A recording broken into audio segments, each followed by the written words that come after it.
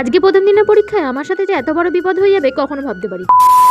সকাল সকাল ছাতু খেয়ে পরীক্ষা দিতে যাচ্ছি। সকাল সকাল ছাতু খেয়ে পরীক্ষা দিতে গেলে নাকি পরীক্ষা ভালো হয়, এটা আমার মায়ের কথা। এই জন্য হোস্টেলে আসার সময় ব্যাগ গুছাতে একটা ছাতুর প্যাকেট ভরে দিই। এরপর আমাদের জীবনে টাকা পয়সার শর্ট থাকার কারণে একটা টোটোর মধ্যে প্রায় 7 জন মিলে উঠে পড়ে। আমাদের যেখানে সেন্টার পড়েছিল সেটা হলো আউট অফ ব্যাঙ্গালোর। ব্যাঙ্গালোর থেকে প্রায় 3 ঘন্টা দূর। এই কলেজে আমাদের সেন্টার পড়েছিল। কলেজটা তোমাদের ভালো করে ঘুরিয়েও দেখে দিলাম। আর সেন্টারে ঢোকার আগেই আমাদের কাছে ব্যাগ, ফোন সবকিছু সাবমিট করে নিয়েছিল বলে আমি আর তখন কোনো ভিডিও কন্টিনিউ করতে পারি। আর এক্সাম দিতে গিয়ে আমি যে এত বড় বিপদের মুখ থেকে ফিরে আসলাম কখনো ভাবতে পারিনি। মনে হচ্ছে সাপের মুখ থেকে ফিরে আসলাম। এক্সাম শেষ হওয়ার 20 মিনিট আগে দেখি যে আমার দুটো কোশ্চেন এখন লেখা হয়নি। আর আমি প্রথমে ভেবেছিলাম ওগুলো অরের কোশ্চেন। কোনো রকম কোশ্চেনগুলো জানা ছিল বলে তাড়াতাড়ি করে লিখে আসতে পারলাম। আর আমার এতটা ভয় লেগেছিল তোমাদের কি। আর আমাদের কলেজের সামনে আমরা পেয়েছিলাম ভাত, কারণ গত 2 দিন ধরে আমরা ভাত খাইনি। আর আজকে ভাত পেয়ে আমরা অনেকটা শান্তি পেলাম। আমার মাকে ফোন করতে নাকি শুনি যে মা অনেক প্রে করেছিল আজকে যেন আমরা ভাত পাই, কারণ আমার শরীরটা একটু খারাপ হয়ে গেছে। আর রাতের জন্য নিয়ে এসেছিলাম মোমো। এই মোমোটা নাকি দার্জিলিং সাইডের মোমো, আর সেই টেস্টই কিন্তু পেলাম। সাবস্ক্রাইব করে পাশে থেকো। বাই।